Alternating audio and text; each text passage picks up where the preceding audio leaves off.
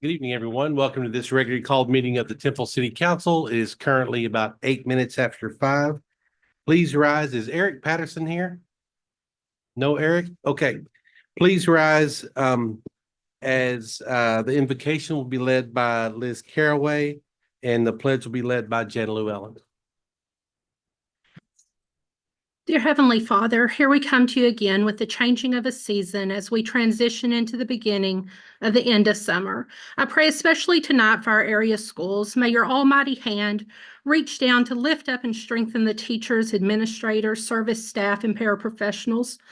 Lord, bless the children and teenagers who will soon fill the halls of the schools again and be with their families as well as they begin a new routine and schedule. Lord our God, bless us all through your Spirit that we may find certainty of heart in our community.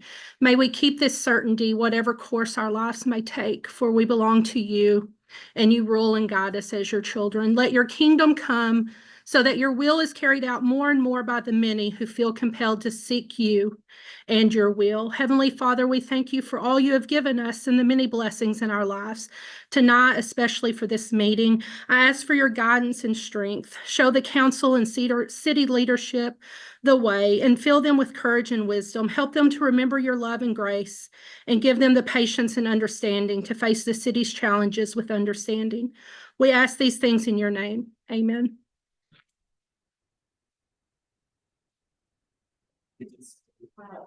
The United States of America and to the republic for which it stands, one nation, under God, indivisible, with liberty and justice for all.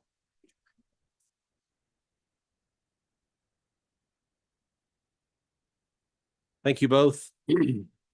Now we move on to public comments. There are no public commenters tonight.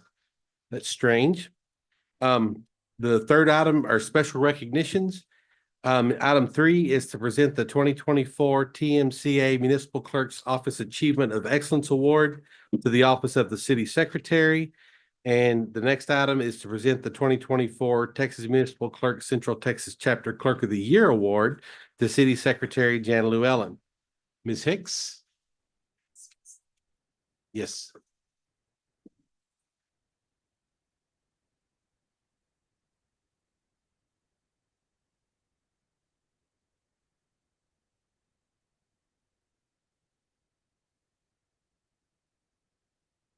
Good evening, Mayor and Council. My name is Michelle Hicks. I'm the City Secretary for the City of Waco and the Treasurer for the TMCA Executive Board.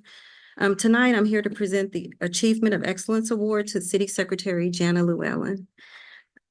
I wanted to briefly provide you with some information about the award. TMCA's Municipal Clerk's Office Achievement of Excellence Award was designed to recognize excellence in the effective and efficient management of resources in a municipal clerk's office. The Achievement of Excellence Award covers a period of 2 years. To receive this distinguished award, the municipal clerk's office must meet such requirements as providing an example of records management standards, examples of government transparency, and election standards. These examples are just a few of the standards that must be met to receive the award. In addition to meeting those standards, Jana is our current and past president of the Central Texas Municipal Clerks Association and has served in various capacities at our local and state levels, and is a mentor to many of her peers in the profession. Jana is the recipient of the Central Texas Municipal Clerks Association Clerk of the Year. And to quote part of the nomination that we received for Jana, Jana has a heart of gold and is always available to help peers in whatever manner they may need. She has been a great mentor to several who are new to the profession. Jana is a professional and has an upbeat personality and serves with a smile on her face and in her heart. It is my pleasure and my honor to present Jana Llewellyn with the Achievement of Excellence Award.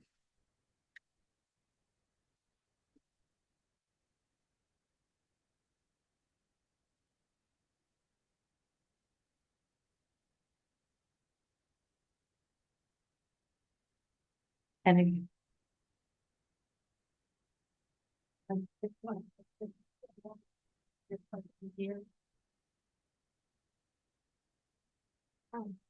I'm going to cry. It's kind of a joke. If you were at my mom's funeral last week, so a lot of you were, and I'm thankful for that.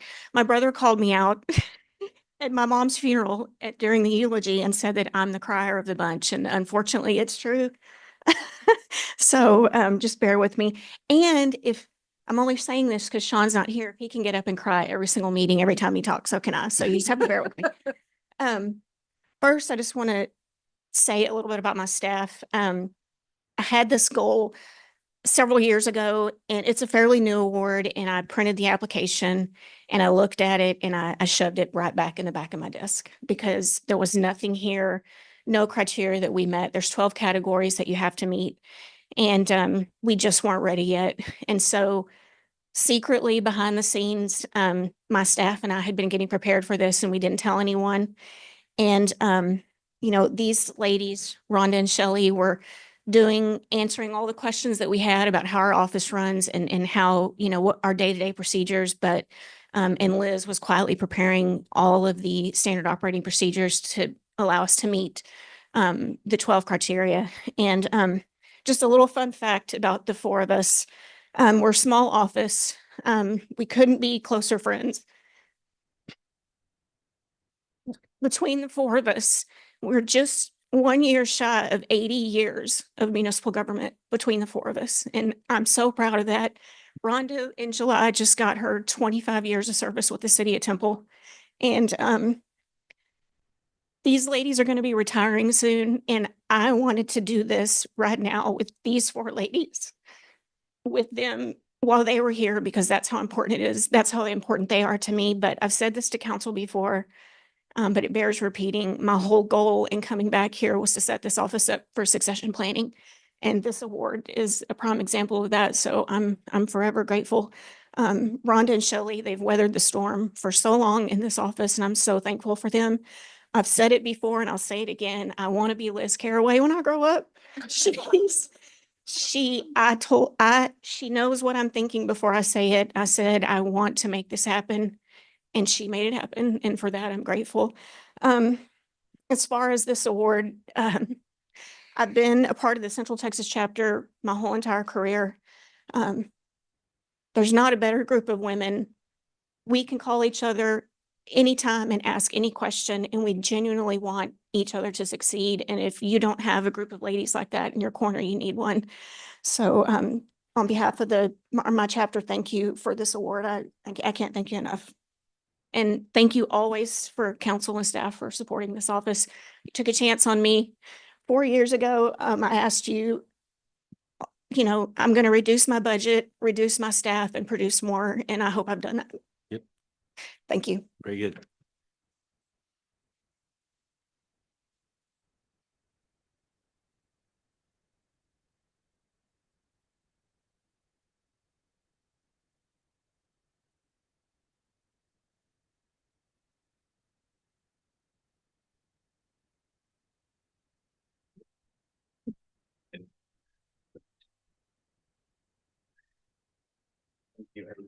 Jana, congratulations to you and your office. That is quite an award. And you're right. You have done exactly what you said you would do from day one.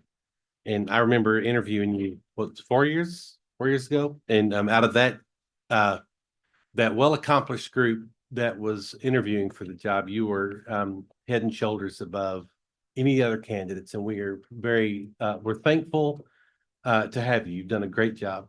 Thank you. And we didn't take a risk, however you phrased it. No, always good. Thank you.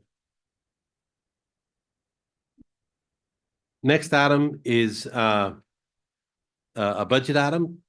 Is to discuss the proposed tax rate and to consider adopting a resolution setting a proposed tax rate of $6,265 to consider adopting a resolution scheduling the public hearing of the proposed tax rate for 10 a.m. on August 22nd, 2024. And C is consider adopting a resolution scheduling the adoption of the tax rate for 10 a.m. on August 22nd, 2024. Ms. Myers, Ms. Bernard, who's got this one? I think Ms. Bernard is going to do the presentation. I just wanted to clarify that the agenda is posted with the 62.67 because that was what was filed in the budget. So I did want to put that on the record that is the agenda as posted. And then Tracy will go over, obviously our staff recommendation is to set it at 6265 or less, but I do think we probably needed to read it as 6267. So Very good. just want to make sure that was clear. Thank Yes. you. You bet. Thank you. So do you need, Mayor, when you asked me to look at that, I thought it was the motion language, but it's to actually read the agenda item, you do the, as Brent mentioned, read it again as 6267. Okay, would you like for me to read it back in? I'm happy to do that. Let's do it. Let me read it again. Go ahead and read it again. Come It on, won't hurt- it won't please. hurt it. Do what? Go ahead and read it again. Okay, all right. No, I understand. I understand. So forget everything I said a minute ago. Item A is to consider adopting a resolution setting the proposed tax rate of $0.6267. Thank you. Thank you, Mayor and Council.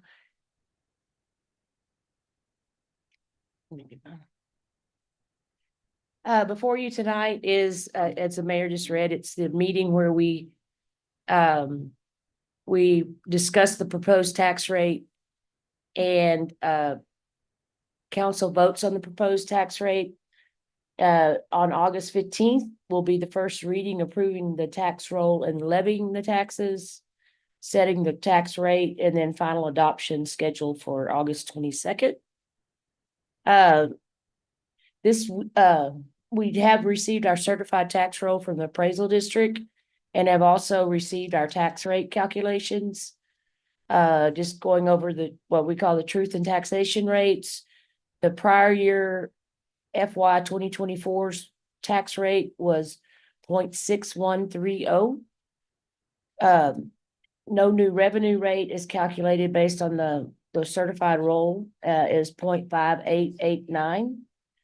The voter approval rate is 0.6107. Unused increment, which is an accumulation of 3 years of unused increment, is 1.58. And you add that to the voter approval rate, and if you go over the 0.6265, it would require an election to approve adopt a rate greater than that. As we discussed in the workshop session, we have did some scenarios or options. What rate would it take to generate the same revenue as the file budget? And that would be a rate of 0.6249. And that would be increase over the prior year's rate of 1.19 cents. And I would ask you to look in the column on the tax rate, note that the interest and seeking rate is constant on each scenario. So the only variable in the scenarios is the maintenance and operation rate and the revenue generated by that rate. A voter approval rate point plus the unused increment would generate about $132,000 more dollars than what's in the file budget. And that would be an increase in the tax rate of a total increase of 1.35 cents. And then the voter approval rate without using any of the unused increment would be a decrease in the tax rate of about 1/4 cent, 0.23 of a cent. And that would require a reduction in the budget of little over $1.4 million. I just looking at the rates again, the rate filed in the 2020 budget, the tax rate was 62.67. As I mentioned, that did exceed the voter approval rate. And staff is recommending at this point that the not to exceed rate for the tax rate is 62.65 cents. And as we also discussed, this is the rate that the highest, what's the rate you adopt tonight? is the not to exceed, but you can adopt a lower rate at, the August 15th meeting or August 22nd. You can go lower. Just a chart of our historical tax rate. It shows, 2016, the rate was 6.6298, and the rate being, proposed tonight is the not to exceed of 0.6265. And it shows the division between the M&O and the INS. Also wanted to back up, if you look at the proposed rate, it is a decrease in the debt service or INS rate of 1.71 cents. And then increase in the M&O rate of 3.06 cents. And again, just going back tonight is just to discuss the proposed tax rate and take a vote on the proposed tax rate. And that concludes my presentation on the tax rate. I'd be happy to answer any questions. Thank you. Council, anything for Ms. Bernard? Nothing? Okay, then, council, if there's no further discussion, I will entertain a motion on item number 5. Here, I'll make a motion to approve item number 5 as presented by Ms. Bernard. Can we just clarify that that's setting a proposed tax rate of 62.65? Is that Correct. your intention? That's- Okay, Yes, thank that you. is my intention. Very good. We have a motion by Councilmember Long. We have a second by Mayor Pro Tem Walker. Council, please cast your vote.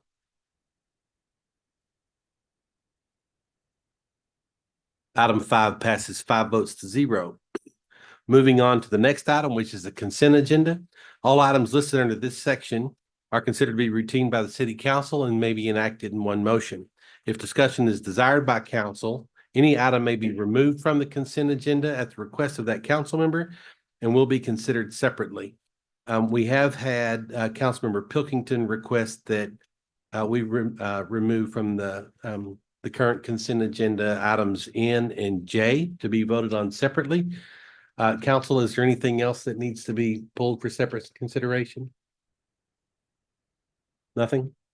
All right, then at this time, council, I'll entertain a motion on items 6A through 6S minus items N and items J. I'm going to approve the consent agenda, item 6A through 6S minus items N and J. We have a motion by Councilmember Pilkington. We have a second by Councilmember Grant. Council, please cast your vote.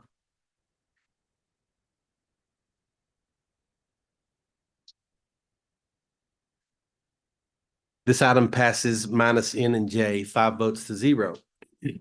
The next item, item J, is to consider adopting a resolution authorizing a construction contract with Emerson Construction Company of Temple for the construction of Synergy Park, Lorraine Avenue, and utility improvements in the estimated amount of $3,554,283. Council, if there's no questions on this item, I'll entertain a motion. Motion to approve consent agenda item J. I'll second that. We have a motion by Mayor Pro Tem Walker. We have a second by Councilmember Long. Council, please cast your vote.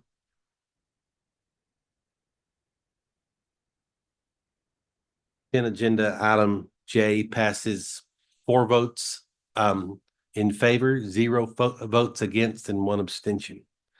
Item N is to consider adopting a resolution authorizing change order number 5 to the construction contract with RT Schneider Company, Construction Company LTD of Belton for the Downtown City Center Phase 2 project in the estimated amount of $2,377.50. Council, entertain a motion. Here, I'll make a motion to approve item N in the consent agenda.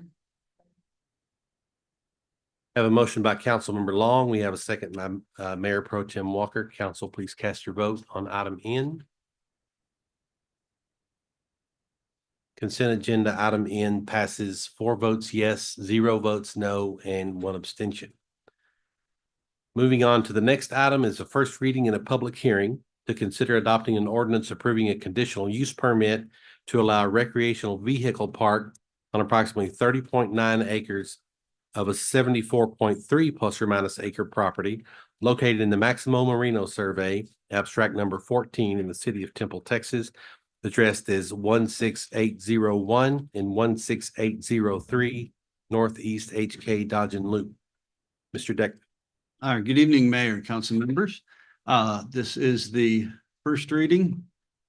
And I'll note that the applicant from Belton Engineering, Lynn Chate, is here. So if I can't answer your questions, she will. So we'll start with the location. It's on the northeast side of Temple along Loop 363. And you see in the aerial photo to the right through the hash mark polygon that it is cropland right now. So it has not been developed with any structures or businesses to date. There is a creek that runs to the north and the east of the property that will become relevant later when we discuss the condition added by P&Z and the opposition from the neighboring property owner.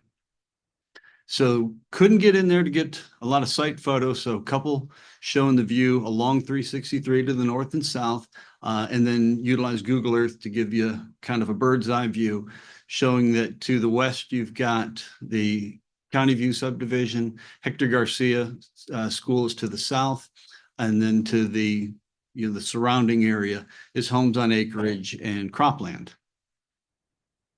So Chapter 31 covers RV parks, and our UDC requires the conditional use permit. So the standards are applied based off of Chapter 31. There are 150 spaces to be constructed in 2 phases of 75 each. But Chapter 31 does put a limit on the density at 7 spaces per acre. They are currently at around 4.8. So they are under that density requirement. The code does limit them to a maximum of 6-month stay. No permanent residence is allowed. And that does constitute a criminal offense under the Chapter 31. So that would be enforceable. And we did discuss that during the work session, of how that's managed and whether that could be a future change. But right now, this is the code that they would be subject to. They are providing a number of amenities. I'll note that the applicant is going to brand this as a luxury RV park. Our code doesn't make a distinction for luxury or other adjectives, but does require certain amenities. And what we require are showers, bathrooms, and laundry facility based on the number of pad sites. They're also providing a pool, playground, walking paths, a dog park. There's some game areas for, cornhole or bocce. So there's recreation opportunities for the folks staying at the RV park. The subdivision plat will be required if this is approved, and the subdivision plat will get into details for drainage and detention, drinkable water, potable water, right of way connection to the loop, and access for the tenants. Bell County Health Department would review any plans for on-site septic. There's no city sewer out there, so they are proposing septic. Some areas shown on the site plan for septic and detention. I'll talk about them a little bit more on the next slide. I have a bigger view. So they are proposing an entrance to Middle Road, or excuse me, an entrance to 363 that's going to implement a section of the thoroughfare plan. It lines up with Middle Road, so that's the name that would fall under. But it would only be for this property. We don't have a CIP project or any future development plans on the other side of the creek outside the city limits that would extend that road any further. So for the foreseeable future, that would be a stub road that would just serve this development, but they would construct that as part of the subdivision and then the development process. So let's walk around the site plan. We'll start from the top where you see the green and blue areas. Those are your areas designated for the septic fields, and the blue area for any detention. Once they do their drainage calculations with the subdivision plat, that'll get fine-tuned, but that's the general location where that would be needed. To the west, or excuse me, to the left, which is the north on the map, is that Middle Road entrance. So that would come off of Loop 363. They've provided a widened entrance that would comply both with Chapter 31 requirements for the entrance road width, also with our subdivision entry code that would apply to any residential development, which this would be, even if it's less than 6 months, it's still a residence. So they've provided a 41-foot entrance from Middle Road into the park with the turn lanes that allow those vehicles to get in and out, as well as our emergency responders, to have a road wide enough that they're not bottlenecked in there. Working around to the bottom of the screen, see a secondary entrance labeled. That would right now just stub out to an undeveloped property, but it would face towards 363. If and when that property in between the RV park and the highway is developed, this provides them another alternate entrance. And that's really a fire safety thing that, and this is my old Army background talking, 2 is 1 and 1 is none. If you've only got one way in or out, you run the risk. So they've offered that secondary entrance as a way to mitigate that risk when future development comes in. They'll have that option. And then in the center of the RV park is the pavilion, the office, the playground, the laundry and shower facilities, and the swimming pool. Those are kind of conceptual shapes and alignments right now. One of the requirements of the PD condition will be the floor plan for the laundry and the office and the pavilion for the recreational areas. So we can see that what they're doing is possible, that it fits. If the building suddenly needs to be larger, then we can determine whether or not, for example, a site plan amendment is required, or if it fits with what they're proposing here. And then as you can see overall, there's a number of internal streets that run around through all the pads. There's some that are pull through sites and some that you would pull and back out. And each site also provides parking for your attendant vehicles, or if you have a guest, then there's another parking space for that guest. Thoroughfare plan, spoke briefly about that earlier. So you see on the map to the right, that orange line, the thicker orange line to the north is what they would propose. This would trigger a thoroughfare plan alignment. They would come back to you all. So what the thinner orange line is what we're showing now, they would just propose to shift that to the north. They would still have the entrance. We would still have the capability with that thoroughfare plan to make that future connection. They're just not constructing it right now. So this would indicate that, thoroughfare plan amendment would come. And TxDOT has said for the connection to Loop 363, more than likely they're going to require a traffic impact analysis. And as far as the water and utilities, it is CCN. They're near the rural water supply company, but they don't have the capability to provide the flow necessary, and it's in our CCN. So they would be connected to our system. How they'll do that, they've proposed that they would extend across from Lewandowski, bore under the highway, and then come up to this project. That it would be lengthy and expensive, but that's what they're proposing. Our city engineer would review the specific depth and gauge and alignment of that with the subdivision plat. So in terms of, starting from that TxDOT traffic analysis, their impact would be required when they apply for their entrance permit onto the highway. But we've looked at both crashes and current traffic. The takeaway from this slide is an RV park's treated as a campground. It's a low traffic use. It doesn't generate the day-to-day peak hour traffic as people commute to work back and forth. It's more of a recreational site. So folks come there and generally stay for a little while. HK Dodge and Loop has as a major arterial would have a capacity of 20 to 40,000 daily trips. It's currently carrying around 8,400, 8,500. So there's capacity. They have talked about expanding Loop 363 in the future. Eventually would go to that divided main lane frontage road cross section like you see on the west side, past Buc-ee's and over towards the industrial park, moving towards that same type of cross section. What they don't have is funding for that design. They don't have a design in place specifically to show where. And in talking with the district engineer, they haven't even decided if they would go from this 2-lane and widen that in phases and pieces like they've done with the western side, or go all at once and do 2 main lanes and frontage roads on either side, all in one big chunk. That really would be dependent on the funding. So don't know when that's going to be. So for the time being, the entrance for this project would go onto the existing highway with that 2-lane. As far as safety analysis, there was 47 crashes along that section of highway, no fatal, so that's good news. A couple serious injuries and 11 minor injuries. The predominant contributing factor, failure to yield or driver inattention. And then some folks were just traveling too fast. So it's just a good reminder to slow down, pay attention to what you're doing, watch out for the other guy while you're on the road. We did send out 5 notices to owners within 200 feet. We also sent out 3 courtesy notices to properties in the ETJ. Since this is on the boundary of the city, we received 1 notice back in disagreement from the Halversons. They live to the north and own property to the north of this project.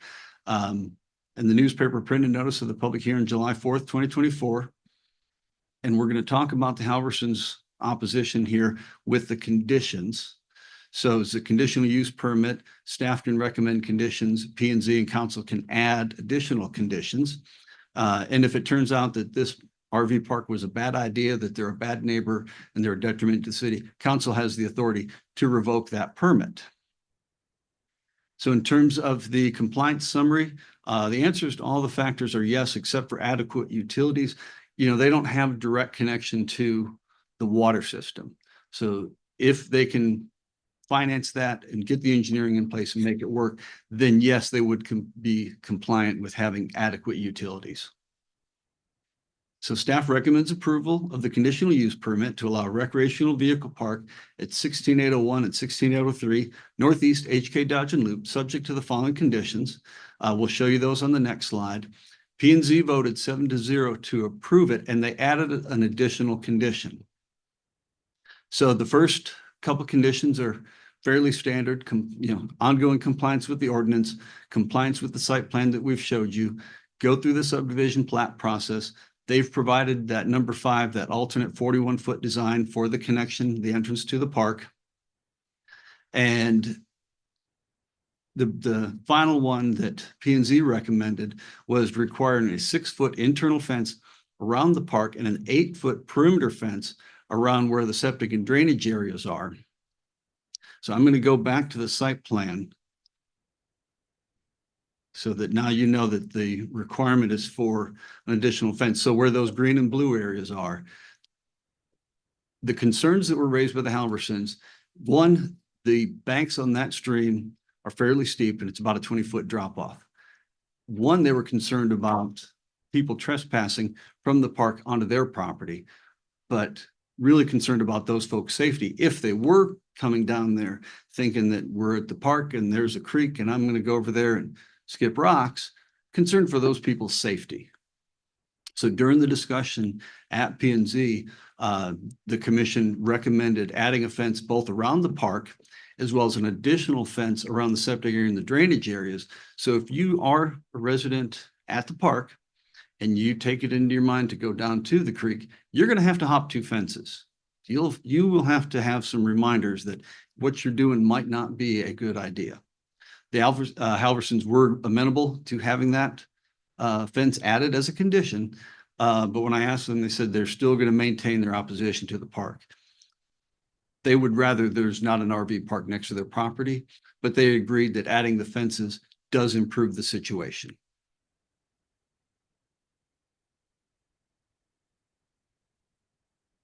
And again, once they come back with subdivision plat and start in with building permits, if there's minor variations, if the drainage calculations require the detention basin to be larger or smaller or shift one way, or the septic fields have to be realigned and that forces some minor changes on the site plan, that's something that could be approved by the director of planning. But if they decide they're going from 150 units to 170, or they're doing some major change to the entrances, that's going to constitute a significant variation that would come back to P&Z and to council for their review. So that completes my presentation, and I'll take any questions you may have. And again, I'll remind you that Lena Chate from Belton Engineer is here as well. Thanks, sir. Council, anything for Mr. Deckman? Where is the trash containment area? Great question. And does it have a fence around it as well? Yeah, they will have the standard enclosure. It's right there at the main entrance. So as you're leaving the park, you can swing by the dumpster enclosure and drop off your trash. Okay. Thank you. Anything else? Oh, I do have one more. What type of fencing materials will be used? What was discussed at P&Z was if chain link would be acceptable, and the answer is yes. But our code would allow them to do different materials. Chain links probably, and I'm just gonna speak my opinion, probably better if there's drainage, then some of the water could flow through the chain link fence. Got it. But I think that may be subject to the, the building permit and the applicant. Lena may speak to that. Anything else? This item is subject to a public hearing. Anyone wishing to speak may do so. We ask you step to the podium and state your name for the record or raise your hand on the platform.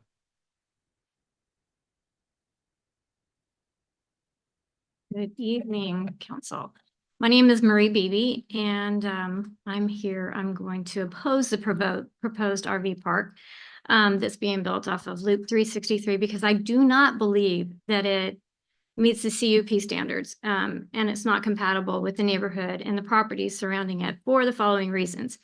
It's not agricultural, it's not housing on large acreage, and it's not a subdivision. Those are all things that are in that area currently. It is not close to any tourism or tourism venue, as one of the council persons had pointed out in the last meeting. And I do believe that this is a possibility for low-income housing, as which I will address in a moment. This park will be setting the stage for the future development of this whole area and the surrounding area around it. And RV Park is lowering the bar for what we will see for the adjacent area properties in that area and the houses there. The houses that are adjacent to this are they have a market value of some of them over $1 million. So this is something that we do need to consider because I enjoy RV parks. I used to go to them all the time, but the truth is that they do lower the value of properties around it. One of the problems is the possibility of long-term living in the park. And transportation planner Jason Deckman, he was asked by a city council person last time, how does the code address extended stay beyond 6 months? And his answer was, we've looked at that and the code is kind of silent on that. Well, I looked up the code and in section 3115A, it says no recreational vehicle shall be used as a permanent place of abode or dwelling. Continuous occupancy extending beyond 6 months in any 12-month period. So that is code. However, this morning I called Bel Air RV Park, also a luxury RV park that's up by Buc-ee's on the Loop. And I asked her if there would be any problems with me with an extended stay, saying that I was going to be building a home and could I stay there at the duration and would there be any problem going over 6 months? She said, not at all. Matter of fact, she said, I wouldn't even have to move my coach. Not just move it out of the park, but move it around in the park. I could stay there. There would be no credit check. There would be no background check. This concerns me because there is a school down the way. She says, as a matter of fact, some of the residents have been here 2 to 3 years. This is in the city of Temple. They are under that same code 3031. And so somebody is not enforcing it. A matter of fact, it was said, well, it's if somebody registers a complaint, a survey is taken. Mr. Deckman had mentioned that in the last council. So essentially we have a monthly rate of $685 a month plus electricity at 9 cents a kilowatt. That's a bargain. This basically means we have low income housing, the potential for that area, for that to move in. And this is an area that's bursting with brand new homes and legacy homesteads. It's not just cows. So first of all, my solution is don't do it. This is not the right place. We need RV parks, but let's put them closer to the highway. That makes more sense. Let's put them closer to areas where there are tourism attractions. However, I do know that the city is growing and you guys need to make decisions and sometimes we don't agree with them. So if you go forward with it, here's what I am proposing. My understanding of the code is that it had to be a solid wall, not a chain link. So we need to go back and look at that. But I'm proposing you require an 8-foot solid limestone wall, like you saw in the nice housing developments, around the entire RV park, not just an 8-foot wall along that back area, along a portion of the creek. Such a fence will not only keep children safe and the litter and the noise of the park down, which would affect the surrounding people in that surrounding area. It also sets a high bar for the aesthetics. And it helps ensure that the surrounding properties maintain the highest possible property value, making the best out of a bad situation. And hopefully when the acreage that will eventually be sold, that will attract positive, higher quality developments into that area. And then my second proposal is we need to tighten up Code 31.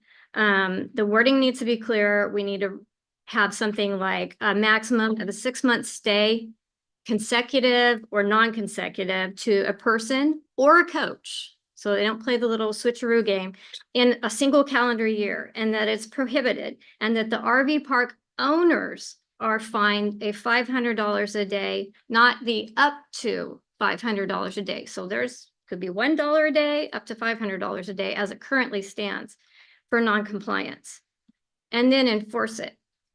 And I think this will ensure that we do not have a low-income housing situation in an area that really should mandate better. So, and just for the record, I'm off of Highway 53, so this does not directly affect me other than driving the loop, which I think it will increase traffic. And also I would like to propose that second egress. I was in an RV park when a fire broke out in Malibu, California. It was absolutely terrifying. My mother was parked in a coach next to ours. We were one of the first ones out of the park, and it was bottlenecked. There was one way out at the time. They did have emergency gates and fencing open. We have no idea how long until TxDOT or the property is developed there, so we could get that second egress. Let's at least make it a dirt road, and it has a gate. It's not a in and out everyday gate, but just a way to get people out.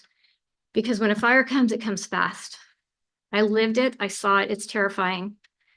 Please, if nothing else, consider that one very, very carefully, because you're putting people's lives at risk until a later date. I thank you for your time and consideration. Thank you, ma'am. Anybody else?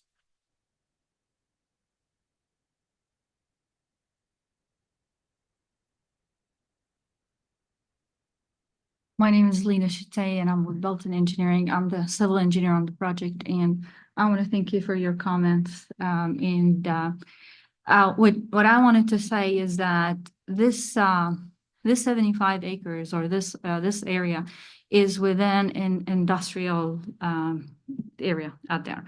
And when we did look at having housing in there, and even maybe townhomes or single family, we don't have a way to connect to sewer. We looked at it, we discussed it with the city, not even with the lift station. That's not even an option. And also housing there will not, that is not what the future land use map is showing.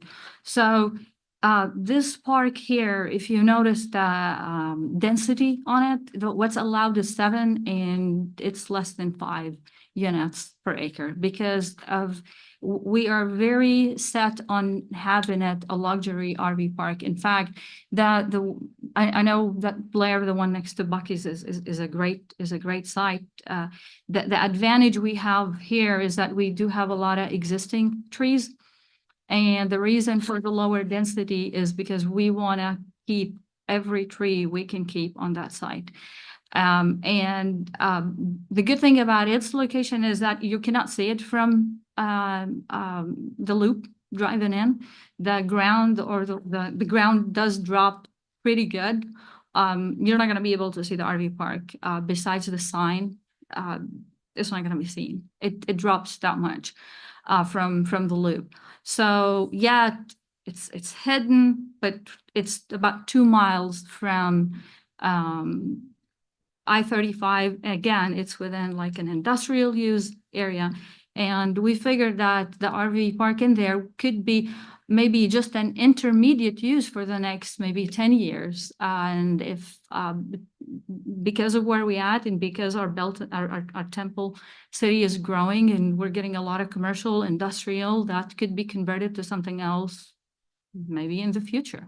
So that was our thinking behind it, and I'm available to answer any questions if you have any. Thank you, ma'am. Thank you. Mayor, I'll take the opportunity. The future land use designation is employment mixed use, which is intended for regionally serving mixed use areas, including light industrial, office, retail, service, or residential uses. Thank you. Mr. Beckman, does this fit in that? Where would that fit there? The residential use would fit, and then the mixture as the properties around it develop. If their office along the highway, then you would start to meet that mixed use concept. Alan Lytle, live here in Temple. Looking at this beautiful picture, I see two septic area fields and a detention pond for water. Water and sewage don't mix very well. They do, however, like to flow into creeks. Is this last May and March and May would tell April, May timeframe when we had all that heavy rain. I don't think these will be adequate enough to keep the sewage from the I don't know how to say, unabsorbed sewage in a field from flowing into the creek. I'm afraid that, if it has full capacity, that they will not allow for enough septic area to take care of 150 bathrooms. Thank you. Thank you.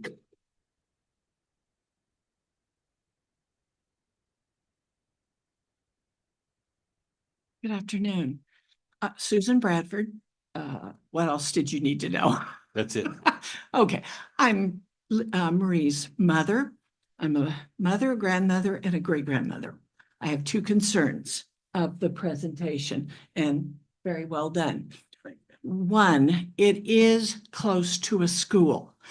You can't tell from his map there, but Hector Garcia Elementary School is right there off of Lewandowski.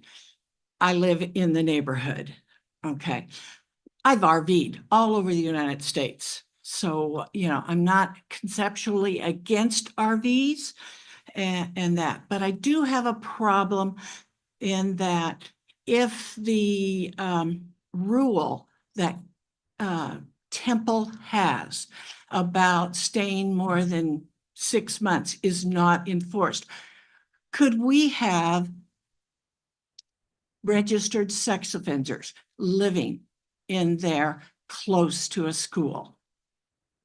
No regulation. I was never asked any questions, of course, when we registered anywhere in the country, but that is a possibility. Kind of a scary idea, and hopefully it would never happen.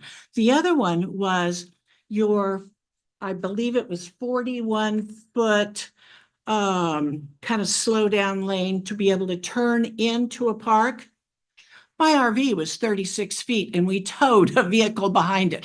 41 feet is not enough safety for an RV to pull in off that very, very fast part of the loop, and or even to pull out and gain speed to get on that highway. I worry about the safety there. Now, they did a survey, okay? And in their survey, they mentioned accidents and stuff. Well, along that part of the survey, there's hardly anything there to cause a crash. You don't have obstructions and a lot of streets to turn off of. You put an RV park in there where you've got big RVs slowing down, and believe me, the trucks that use it, day to day, the thousands of vehicles that use it day to day, I could foresee a problem. So it needs to be addressed if you're going to go forward with this. Thank you. Thank you, ma'am. Mayor, Anybody else? May I offer some clarification? Yes, sir. So the 41-foot, our local streets require 31 feet of pavement from curb to curb. and different right of way based on the road classification. So the 41-foot, that's the width of the pavement. It's not the length of the road. And that may not change your opinion, but just like you to understand where we're coming from. The main road entering in will probably have around the same pavement width because it'll be a collector. So we're talking probably 3 lanes. So at least 36 feet of pavement. So you'll have more room as you're making that turn in with that 41-foot. That's the purpose of that design. So I hope that helps. Thank you. Jason, can you, now I'm really confused. Okay. Are you saying that Loop 363 is going to be widened there to have a turn lane into Middle Road?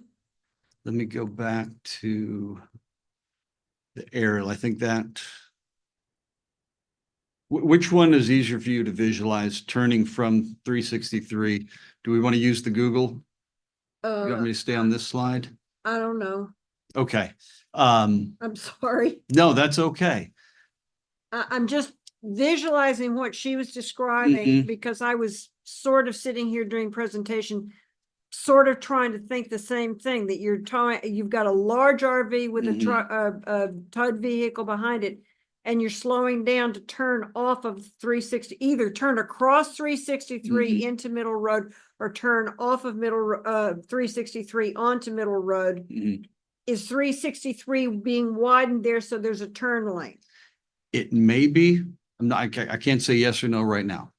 They'll have to apply for an entrance permit to make that connection to the highway. And So- if they don't get that, Then we don't have much in the way of an RV park. They would have to go back and figure a different entrance. we could approve this tonight, and then they didn't get that turn lane, and then the whole thing fails, so to speak. Conceivably, yes, ma'am. What you mean conceivably? I mean, I can't say what TxDOT will or will not approve. Oh, I have no, the same concerns as you do, which is why we notified TxDOT as soon as we had this discussion that that's where that entrance is going to be. They said, yes, we expect to require the traffic impact analysis. And that's when the applicant's engineer will show their traffic counts, the turning movements, and determine whether or not that acceleration deceleration lane that you're talking about is required. More than likely, that's what they're going to require because we've seen them require that on other projects. I just can't speak for them if they will require it Sure, I on understand. this project. Because I agree, and I'm not an RV owner, but I know several folks and talked to several folks for this project who mentioned the same thing. They don't stop on a dime and they don't take off from a shot either. So yeah, having that ability to slow down safely is going to be crucial. So we'll continue to work with TxDOT as they submit that permit and go through that analysis. But if TxDOT does not agree and says that this is not necessary, they could still continue with the RV, developing the RV park if we had approved it tonight. And can you say that again? I'm going to make sure I'm following you.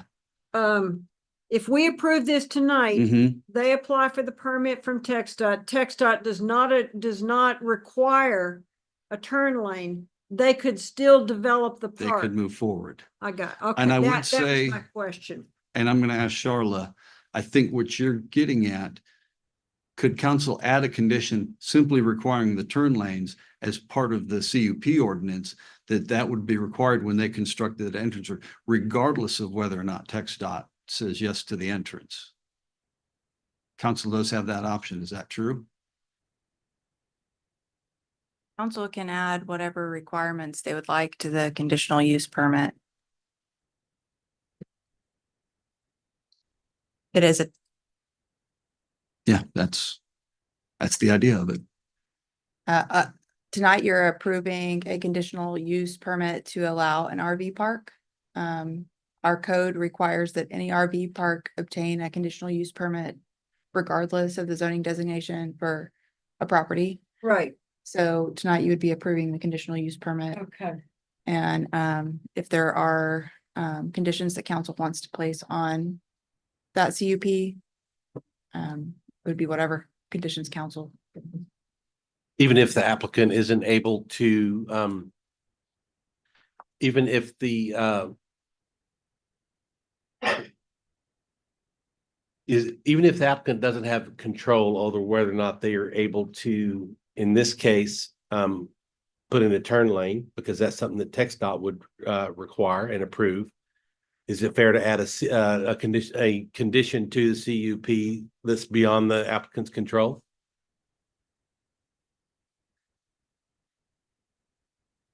That's a fairness question. Legally, you can. Whether or not that's fair is maybe a different consideration. Yep, I understand. And you could always, if it was a concern, you could always add it as a condition. And then if for some reason TxDOT would not agree or had an issue, the applicant can always come back for, to revisit the issue. If that's a possibility. That's not our usual course, but that could happen. We could bring it back to have it amended if that condition needed to be removed at some point, because it wasn't viable or what have you. Just from my perspective, I'm sorry, I did not get your name, but I agree with what you said about and Loop 363 is very busy and getting busier every day. Turning is an issue. Will become even more of an issue as time goes on, and certainly with large vehicles. I did have a secondary question about the secondary road. I was confused. The secondary road goes over another piece of property. Yes, Who owns that piece of property? the applicant owns the. Oh, the applicant owns. You own the whole. Oh, okay, Yes. that answers that question. Third question. Do you want to take Alan's question now? No, I think you just got my answer, because I was gonna, how could they make the turn lanes if they don't own the property, but apparently they do own that property also. Okay. All right, third Well, question. I can't read my notes, just one second. Oh, can the owner of the RV park buy RVs, put them in the park, and then rent them out? That's a great question. Is that, Yeah, I think that goes into. because then you become a rental, which addresses some of Right. the issues raised with the first questioner. I mean, you become a different kind of rental, I guess you'd say. I'm gonna ask Lena if that's the intention. She's shaking her head no. Well, I that may don't not know be that the intention, but code, can yeah. the owner do that? If you, Yeah. I'm sorry? I If don't you know would- the code well enough off the top of my head to know if it would prohibit a rented unit like you're talking But that about. could change the entire. I realize in some ways I'm sort of opening a can of worms, but that's sort of what our role is. Sure. I wasn't even aware that that is even an option that you can do. You can buy RVs and rent them out. I don't know. I have not honestly heard of it. I'm not saying it doesn't exist, but I haven't heard of it, that it was profitable or it's been practiced. Never heard of it myself, so. But Could then become a very different kind of clientele. yeah, I know. I don't know if anybody here is familiar with KOA RV park that we have in Yes, I Belton, that Gather. All right, that's what we want to have in here. We're gonna have it in a way that certain RVs that is of certain models, very old RVs will Yes, not be yes. allowed in here. And the reason is because we want to keep this family oriented. We want it to be convenient, clean, and safe. You know what age of RVs you're planning on limiting it to? Yeah, I have to check on that, but the goal of keeping certain age of RVs out is the clientele. So yes, we don't want somebody that is just to keep it family oriented. I don't want to say anything that would offend somebody, but just to keep it family oriented. So that's why we don't want any very old. We don't want young teenagers there that they'll be drinking or, we want to do everything possible to keep it a luxury RV park. If we were past it personally, I'd like to be able to put in the PD something that coincides with what you're planning on doing. You could sell it to somebody and they don't have that intent. You mean in the CUP? Uh-huh, or yes, CUP, that's what I'm I thinking. agree.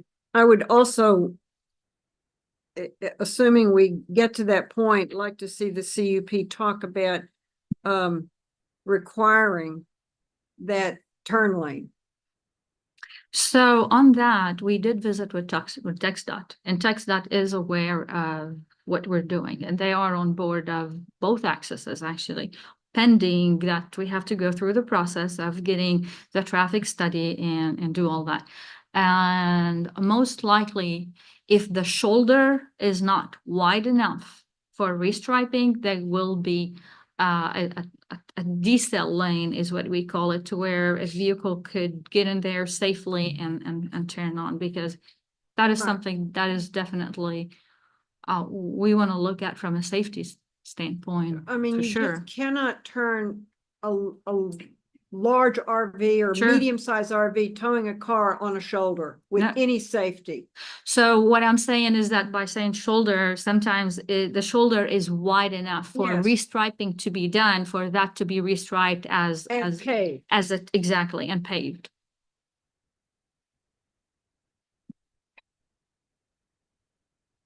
Anything else? Mayor, Yes. and I'm gonna ask Charlotte again to critique my legal thinking, because I'm not a lawyer. In chapter 31, it provides kind of a definition that says, I just had it. Recreational vehicle park is a parcel of land which has been planned and approved for the placement of recreational vehicles for transient use and the temporary parking of recreational vehicles, placement of supplementary structures and accessory uses.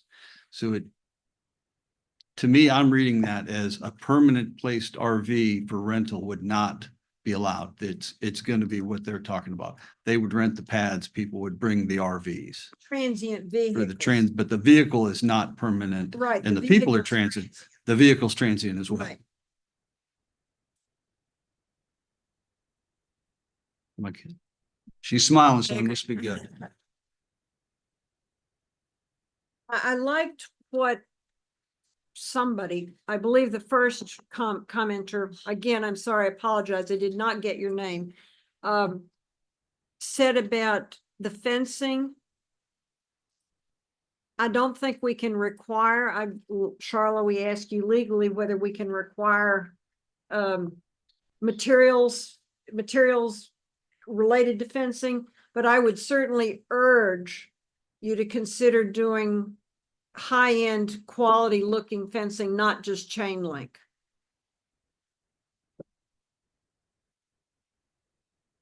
You're right, we can't require specific building materials. I would say that probably the drainage, that probably does need to be looked at as far as what materials will allow for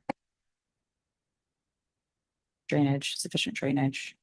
Well, drainage can go under fencing if it's slightly up. Just chain link fencing is, probably shouldn't say this, but it's not beautiful. It doesn't add beautification to a high-end, as your desire is, RV park. And most likely the inside one will be wood, but just around the septic.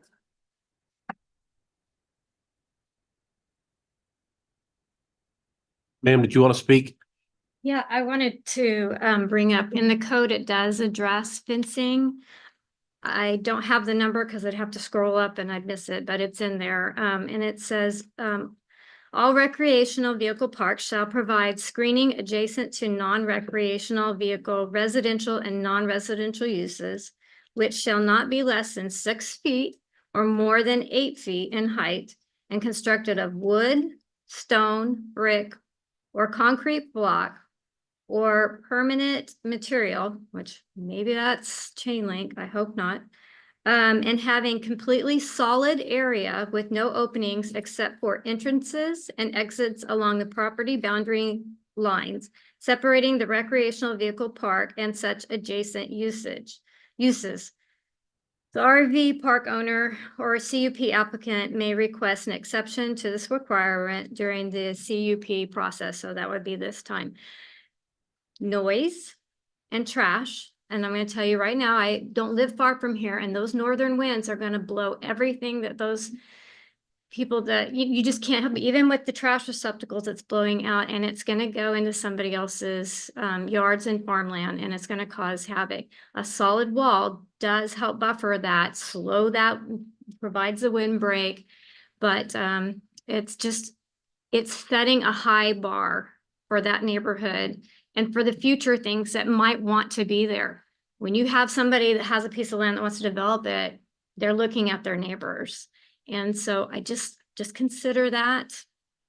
That's it. Well, as we were told by our legal department, we cannot require building material type, which is why I use the word urge. I urge consideration along those lines. Can we not even do that in a CUP still or anymore? But it is in the code. So in the code, which is part of, I guess, a city ordinance, there are some Yeah. already things laid out. We understand The that. state changed that law for us, didn't they? Right. Okay.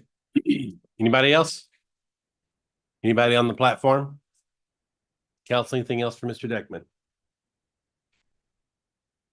Everybody done? All right.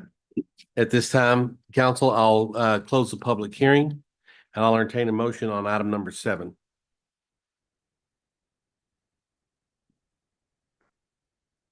I move to approve item number 7. Are you adding anything to the CUP? I think the conditions that they already had pretty much included. I think that CDOT would make that decision, and I'm pretty sure, having talked to them about other projects, that they're probably gonna put that deceleration lane in there. Highly unusual, but I won't vote for it unless we have that in the CUP. In the motion. You can amend. I add in addition to her motion. I think we need a Then we'll have second to- to the, Pardon? I think we need a second to the motion before you can consider amending it, don't you, or not? I think you have to go back and, you know what? I'm just the mayor. I'll be quiet. I know the answer. I believe you're right. I'd like to change my motion. Can I change my motion? I move to approve item number 7 with the condition of adding a decel lane On the loop. on the loop 363. One thing you might consider is wording it so that if TxDOT approves it, so that if TxDOT is the one who says, no, we won't allow it. Unless you want it to come back to you in that case, then you could say, as long as TxDOT will allow it, then require the decel lane, if that makes sense. Change my motion one more time. No, either TxDOT will require it and they'll have to do it, or TxDOT won't require it, but but will allow it and you'll then require it. But if TxDOT says, not only will we not require it, but we also won't allow them to do it, then they can move forward without it if they can't get TxDOT's permission. And that may not be what you want to do. That's Right, another you're just putting option it fine. than having them have to come back if TxDOT for some reason tells them we're not going to allow you to, which again, I don't, that probably won't happen, but They ever do that? Not allow that safety? if measure? it's not safe, if there's not a safe way to do it, there may be, an issue, but I don't anticipate that happening, but Don't, but you have to anticipate the worst and make your decisions around that with doing the best you can for the applicant at the same time. I think what Ms. Myers is saying is if you're okay with it not coming back to you, if TxDOT were to say, we will not allow them to construct a decel lane, if you're okay with that condition, for lack of a better term, expiring because it's not approved by TxDOT and it not coming back to you, you should reword it so that it's adding a deceleration lane on Loop 363 if allowed or if permitted by TxDOT.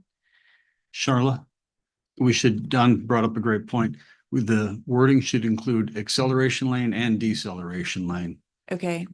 And otherwise, if you want it to come back to you, if they don't approve it, then you should leave off that verbiage. So if you want it to come back to you, if TxDOT doesn't approve it, you should just leave it as add an acceleration and deceleration lane on Loop 363. Could you? go back But if to you the want it to presentation? expire and just go away, if they, for some reason, don't approve it, then you should add that modifying language. I'll add, she's bringing the presentation back up. On the, which slide am I in? So council has the authority to then revoke the CUP. So if TxDOT denied their entrance permit, then the CUP would not necessarily be null and void unless there was expiration clause. Or if that happens, then staff could bring it back as a revocation. And then it could go away that way. I don't know. Now, I've never seen a revocation for a CUP. I'm assuming that would require the process for a public hearing, notification, ads in the newspaper, if you went that path. It would be the same as amending an ordinance. Right. So we would have to go forward with Mhm. public or posting and then 2 readings, Right. just like with an ordinance. Just like, yeah.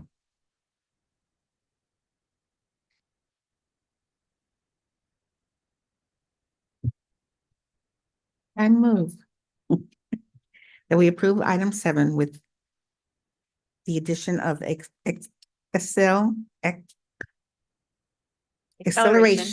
and deceleration lanes on Loop 363.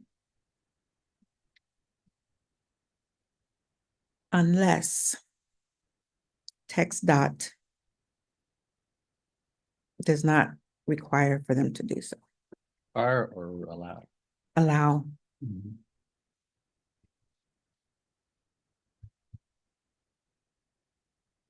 Okay, Ms. Thomas, what have you heard? But I think what I heard you say is that you've made a motion to add an acceleration and deceleration lane on Loop 363 unless TxDOT does not allow for the addition of the acceleration and deceleration lane. And Is then everybody clear? In that case, that condition would expire and no longer exist. and what would happen? The rest of the CUP would exist and they would not be required to build the acceleration and deceleration lane because TxDOT would not allow it. That's penalizing, why? Okay, but they would then not have the option to do it themselves? They would have to get the permission from TxDOT to build the acceleration and deceleration lane. The And so TxDOT just disallowed. if TxDOT does not No, allow, that TxDOT just disallowed. One didn't build it themselves. Right. With this Tech- motion, they're gonna have to build it unless TxDOT says you may not. TxDOT will That's not correct. build the So- acceleration or deceleration lane for them. Mhm. But once it's built, it will become part of the TxDOT system. So you can't build something on a TxDOT road Right. without TxDOT's permission. Permission to do So it. what you're saying with those, if you support Councilmember, it's saying that as long as TxDOT agrees that they're allowed to build the acceleration lane and deceleration lane, you are requiring it. whether or not TxDOT requires it, as long as TxDOT allows it. As long as they. And if they don't, if TxDOT says for whatever reason, we will not allow the developer to build an acceleration or deceleration lane here, then they move forward with their plans and that condition goes away from our condition, because TxDOT wouldn't let them Without coming back to council. without to coming vote back on to it. council. That is what Councilmember Grant has. Forward and build the RV park without the deceleration, acceleration lane if TxDOT did not allow it. Okay. Mm. Without the What you're safety saying measures you is want. the city council is requiring it unless TxDOT will not approve that construction.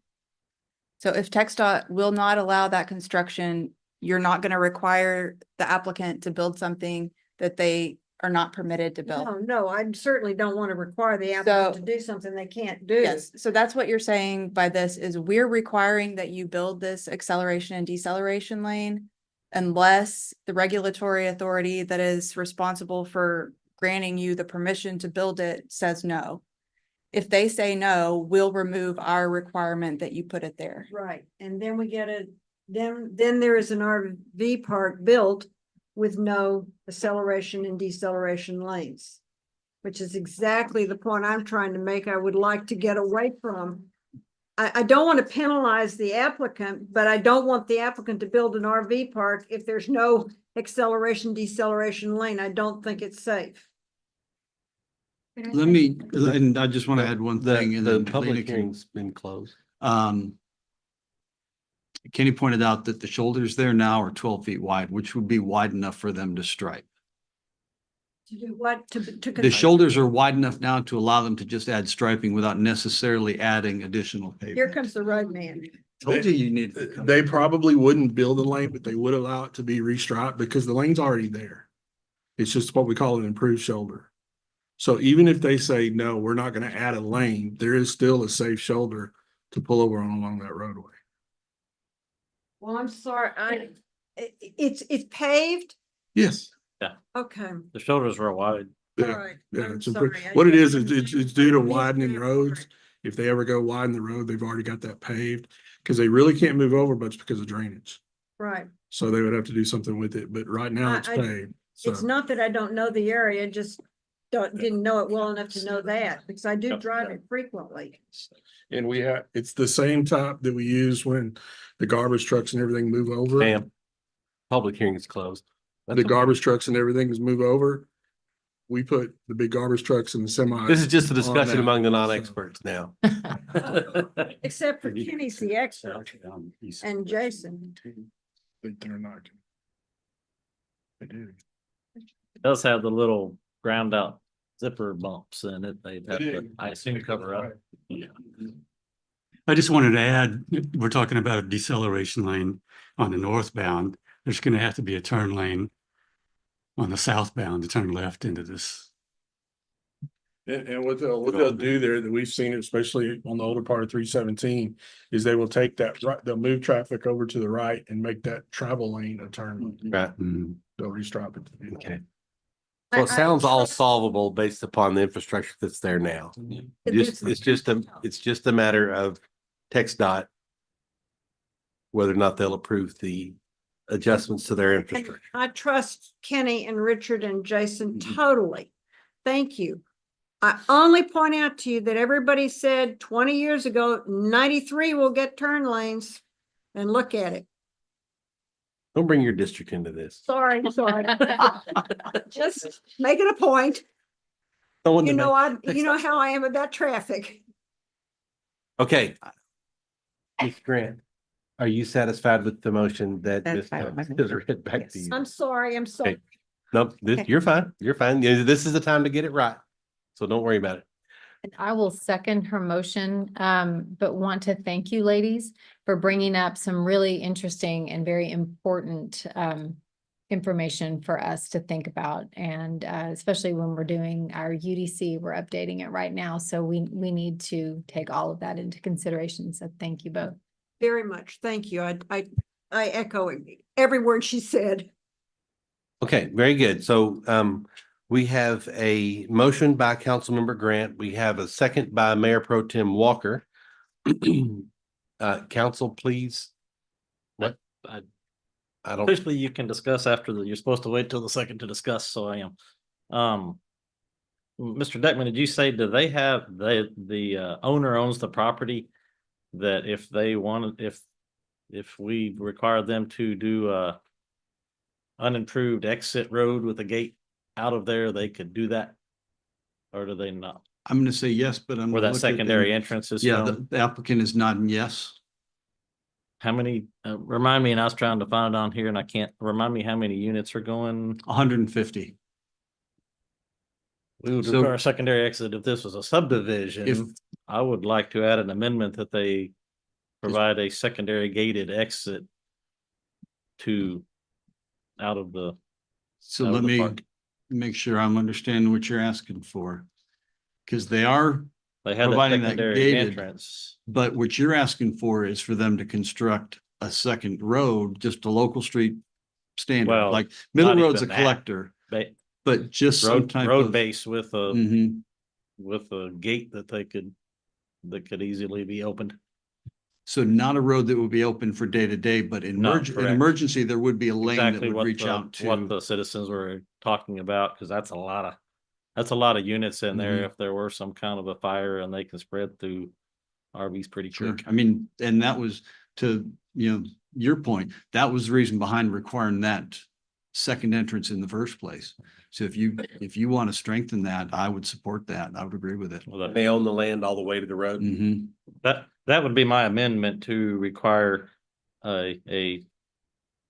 what would you call that? A semi-approved or semi-improved? I think an emergency lane. lane and we can get some better verbiage between now and second reading, so we're all clear and cleaned up, but we've done that before with, it's gated, but we make sure there's a access point for fire trucks and police, so. Several subdivisions with that.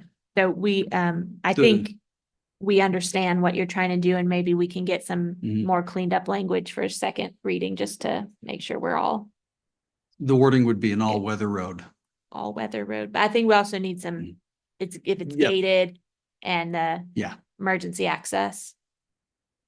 We've done exactly this in other places. Yes, ma'am, we have. An absolute safety measure. That can, Mhm. Are you do we have enough proposing that? verbiage for an amendment with that, or do we need to? I think so. I need to restate it again, or do you have what I'm intending? Charlotte's not coming back to us. Y'all are trying me today. So, I think I understand that you want to amend the motion to add an additional condition to require a secondary emergency access exit road to the CUP. Is that correct? About the type of road Um, or just a road? All weather road. I think Say that's all all weather. weather. I don't want So- them building I don't want them having to build a curved paved street. I just, Right. And I think So all- if I can, everything you said, but add all with all weather road with the word all weather in there. Like to make a motion to amend the conditions to approve based on the prior motion with the amended condition of adding a secondary emergency all-weather access or exit road. I think that gets where I'm. We And have to just vote for- to amend the Yes. original. You need a motion and a second to amend the original motion and then you vote on that. If that passes, you vote on the original motion with the amendment.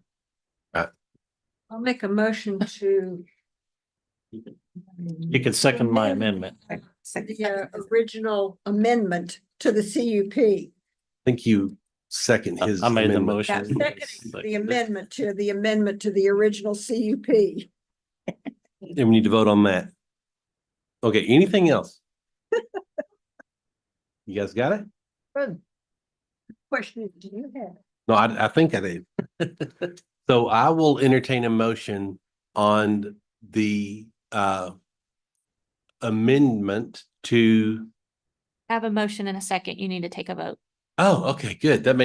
Makes it much easier. And I'm this up is here. just on whether this vote, if you vote yes, you're voting to amend the motion, not voting to approve Right, okay. park at All right. this time. So council, I'll entertain no, we already have. I will take I will, please vote for what you would, what you would like to.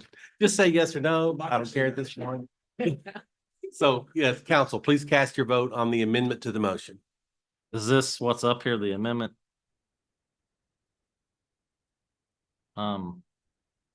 Moved by, yeah, there we go.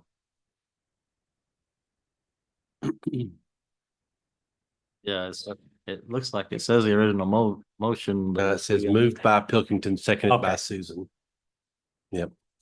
Okay, So you know what so, we're voting on, so so we're we're straight on everything now. Okay, so the, Vote on the. yes, motion. yeah, one thing at a time. One more thing at a time. So, the motion to amend is approved by a vote of 5-0. So now we move back to the original motion, which is Councilmember Grant's motion for the XL and decel lanes with the amended language from Councilmember Pilkington. I'm looking at you. Just keep smiling and nodding. So was that correct? That's correct. Oh, that's correct. Okay. So council, I'll entertain sorry, I need a motion on the amendment. We already have Got a that. motion in We a just need to second. You vote. need to vote. I'm watching this. Okay, But so, this time you're voting on the whole I thing. So seconded. So right, no, I understand. if you vote So we yes, just need you're a vote. voting for the Yeah, RV park. right. So council, please cast your vote on item 7 as amended.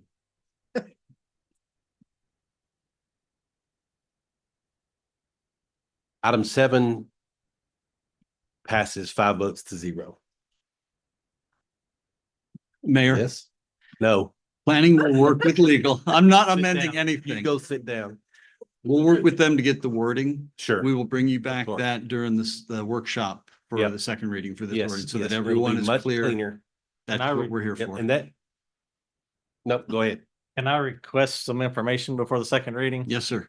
I would like to find out how many years old the RVs they are planning to allow, and possibly stick that in there at the second reading as well. Something tells me we're gonna pull an agenda off the consent. Yeah. An item off the consent next time. They're saying they're gonna do it, so they're willing Mm. to, but I would like to make that part of it, but I don't want to do We'll- it tonight because they don't know the number. We'll add that as an RFI, sir. Ms. Shatay, be sure and tell your client that the city council of Temple worked very hard to get to yes. And they don't always know, it's a meandering road that has both XL and decel lanes, but we got there. Emergency roads. Okay. Can we move on? To item 8, we're good? Okay. Item 8 is the first reading in a public hearing to consider adopting an ordinance authorizing a voluntary annexation of 80.4 plus or minus acres of land situated in the Stephen Fraser Survey, abstract number 311, and the Stephen Fraser Survey, abstract number 329, in the city of Temple South extraterritorial jurisdiction, generally located south of FM 93 and west of Winter Lane, identified as all or portions of Bell County Tax Appraisal numbers 148512 and 79023, and addressed as 7948 and 8198 Winter Lane. Good evening. My name is Shelby Smith. I'm senior planner. So Kelly Atkinson isn't feeling well today, so I'm presenting on her behalf. So here we go. Okay, so here's the vicinity map of the area. You can see it is within the ETJ area and is off of West FM 93. So this is contiguous to the municipality, and also the affected entities were notified of this. So the entities included are the Belton Independent School District, the Little River Academy Volunteer Fire Department, and City of Temple Fire Rescue, Bell County, and then also Clearwater UWCD. And the fiscal impact would be evaluated at a later time by the Belton Independent School District. The proposed intention of this annexation is for future development of a single-family subdivision and also warehouse office use as well. Okay, so we can see here that an MSA was executed and taken care of. So this was circulated to all relevant city departments. There were not any issues identified with this. The property owner was offered the municipal services agreement on April 24th, 2024, and accepted on June 15th of this year. So overall, staff is recommending approval of this voluntary annexation, and I'll pause if there are any questions. Thank you, Council. Anything for Ms. Smith? Item 8 is subject to a public hearing. Anyone wishing to speak may do so. Please approach the podium or raise your hand on the platform.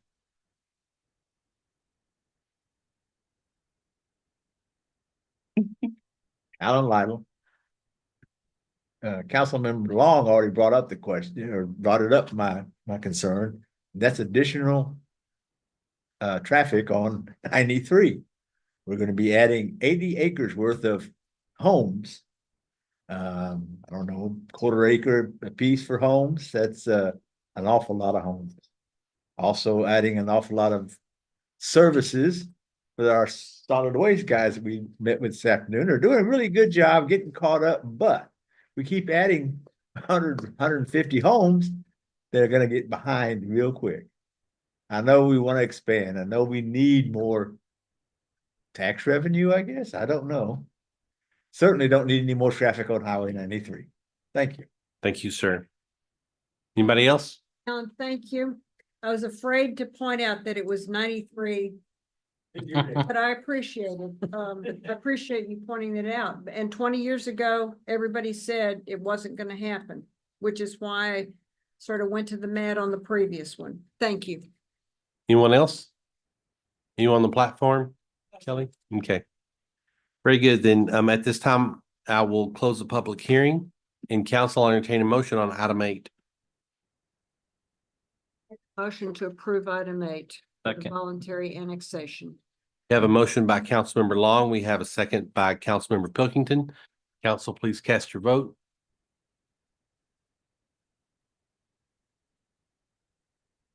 Item 8 passes 5 votes to 0. It's currently 20 minutes until 7. Thank you all for attending tonight's meeting.